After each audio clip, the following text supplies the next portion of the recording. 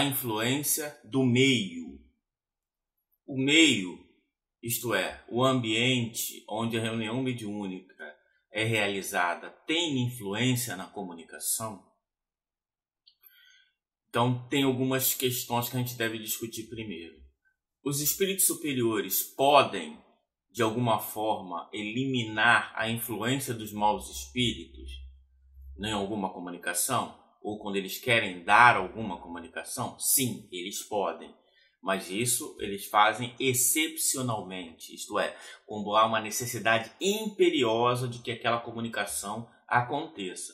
De modo geral, eles deixam com que a Assembleia entenda a importância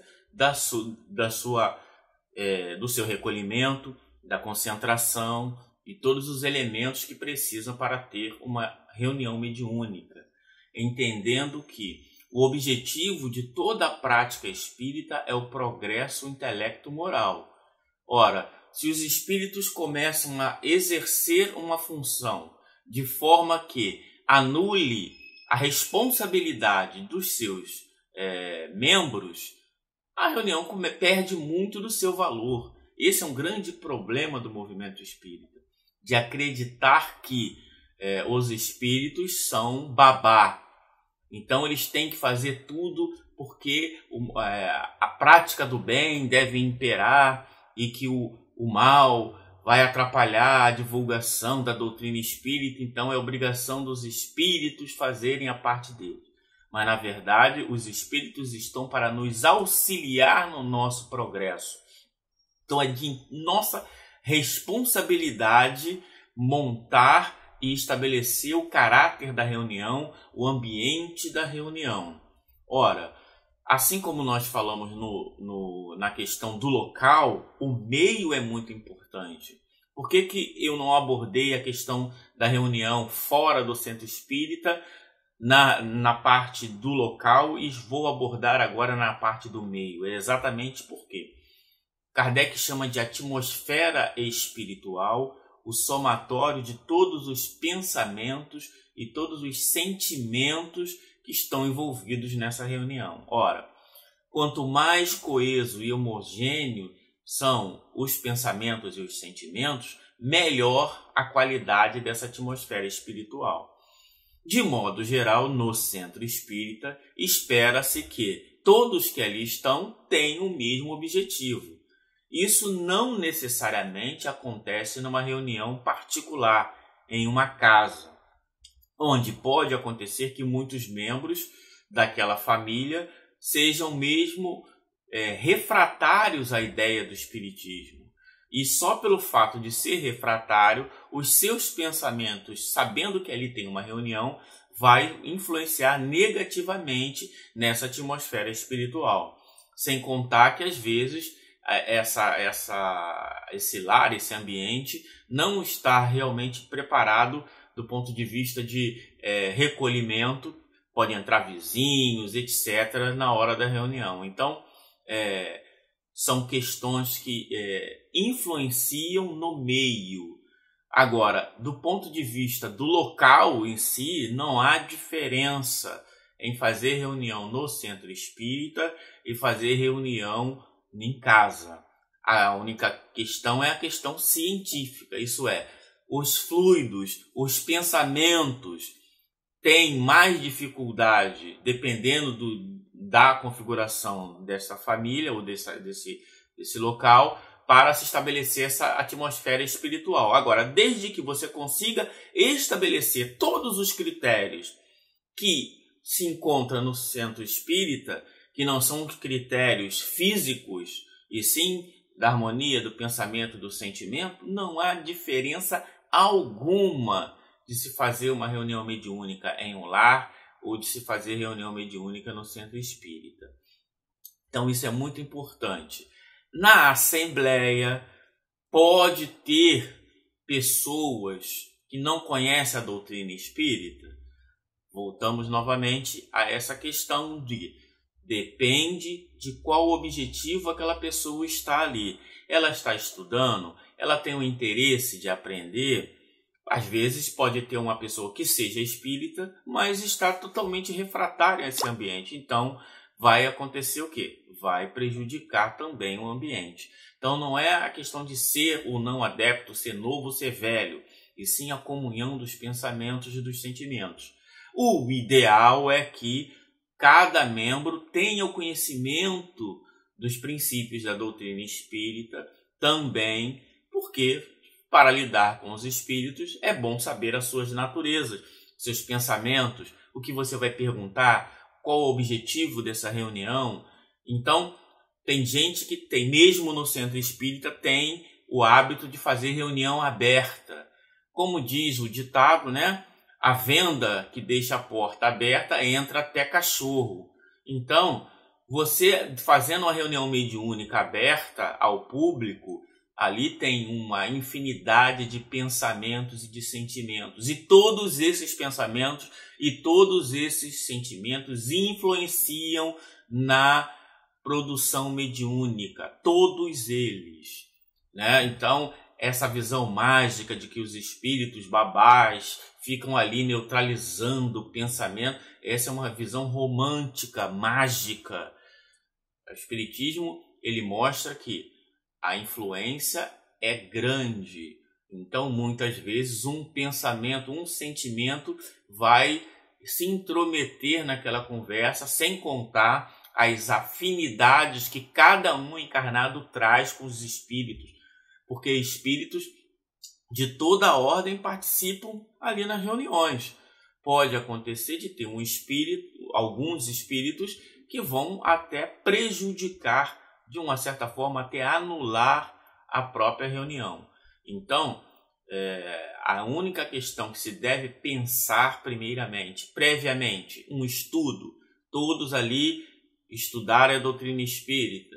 Outra coisa, comunhão de vistas e de sentimentos, estabelecendo esses critérios e, claro, uma reunião séria. Séria não quer dizer que não haja riso, não é isso, é seriedade nos assuntos. As pessoas que vão fazer pergunta aos espíritos, que tenham estudado sobre aquele assunto, ou se vão auxiliar a um espírito que em condições de desequilíbrio, que tenham fraternidades entre si. Então, às vezes, o grupo tem uma pessoa que ela é, vamos exemplo, um grupo de espírito em que um membro é um pouco mais esotérico. É melhor que esse membro esotérico participe de um grupo de pessoas mais esotéricas, que haja uma unidade, do que ele estar ali no meio pensando de forma diversa ou questionando certas questões. Então é melhor que tenha uma comunhão de vistas e de sentimentos para que o alcance no tratamento ou no esclarecimento moral desse espírito tenha um êxito maior, né? Se enquanto uma pessoa está fazendo uma prece, o outro, lá vem aquela prece longa, meu Deus, vai falar isso, quer dizer, a pessoa já está divergindo nos sentimentos. Então, claro que essa reunião vai ter problema. Isto é, não vai ter a qualidade que deseja ou que se espera. Então, o meio é muito importante. Então, sempre que tiver alguém, não é que é interditado pessoas novas ou pessoas diferentes participar da reunião, mas sempre que for adicionar alguém a uma reunião, é bom que saiba exatamente qual o objetivo dela, quais são as afinidades dela com o grupo, porque, de modo geral, o ser humano ele é muito curioso. Então, quando ele vai participar de uma reunião, ele vai querer observar a forma como é conduzida, a forma como os médios, tudo isso, e isso tudo ajuda na questão de diminuir o recolhimento desta pessoa, influenciando no ambiente da reunião. Agora, isso não é também uma regra fechada. Pode ter pessoas que não participam daquele grupo, mas é uma pessoa disciplinada, é uma pessoa que tem uma capacidade maior e ela pode participar daquela reunião, mesmo tendo pensamento divergente, mas ela entende que ela não pode ter certos pensamentos, ela vai se recolher e vai doar da melhor forma possível e vai contribuir para a reunião. Então não é que só pode entrar na reunião aquelas pessoas que são afinizadas ou que se conhecem. Não é isso. O objetivo é o mesmo, a lei básica é a mesma, comunhão de pensamentos e de vistas. Se a pessoa tem um bom sentimento, tem um bom recolhimento e entende o objetivo e o caráter da reunião, ela pode participar da reunião. Mesmo sendo de outro espírita, de outro centro espírita, mesmo sendo de outro estado, não importa. Agora, claro que você, colocando um elemento novo, a chance dessa pessoa divergir é um pouco maior do que uma pessoa que já participa de forma ordinária, né? Outra coisa importante também é o número de participantes. Quanto maior o número de participantes, maior é a possibilidade de você ter pensamentos divergentes. Isso é óbvio, né?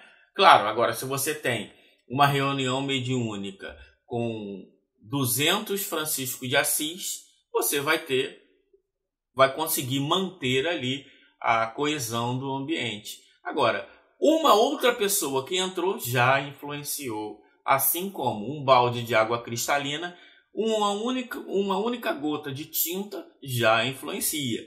Talvez não fique perceptível, mas influencia porque já mudou. Então é exatamente essa questão da atmosfera espiritual, é a questão da influência do meio. Então essas questões de proibição, pode ou não pode, isso é muito infantil, isso ainda é muito básico. De um modo geral, as pessoas, quando tratam desse assunto, estão preocupadas, é punição, é regra, em vez de entender a lei. Quem entende a lei pode aplicar a lei, porque sabe o que pode e o que não pode, o que é possível e o que não é possível. Às vezes, um grupo de pessoas estão impedidos de ir no centro espírita. E nada impede dela fazer reunião em sua casa, de ter a manifestação. Agora, se você quer ter a manifestação sem estudar, sem ter intenção, aí, doutor, é contigo mesmo. Da mesma forma, se você quiser fazer uma cirurgia ou fazer qualquer procedimento médico no seu corpo sem ter o conhecimento, pode dar certo, mas a chance de dar errado é muito maior. Então, reunião aberta, pessoas curiosas na reunião, são fatores que podem prejudicar a reunião. Assim como você estando em casa, alguém que é contra a doutrina espírita ou não aceita, e você está ali naquela casa, e aquela pessoa com aqueles pensamentos fala, poxa, nossa, esse negócio de demônio aqui. Ou também pode ter uma pessoa de outra religião, mas que respeite, que entenda o caráter da reunião, que as pessoas estão ali de bom grado. Essa pessoa vai influenciar positivamente muito mais do que às vezes um espírita que está dentro da reunião e fala, ai, fulano de tal, ai, lá vem aquela mensagem assim, assado. Esse tipo de pessoa, ela está prejudicando o ambiente. Então a gente tem que tomar cuidado para evitar essas receitinhas de bolo infantil, de pode, não pode, esses espíritos que têm sistemático, que têm a mania de querer botar regra na vida dos outros, enquanto a doutrina espírita traz as leis e nos dá autonomia moral para saber escolher e aplicar as coisas de forma mais correta. Muito obrigado.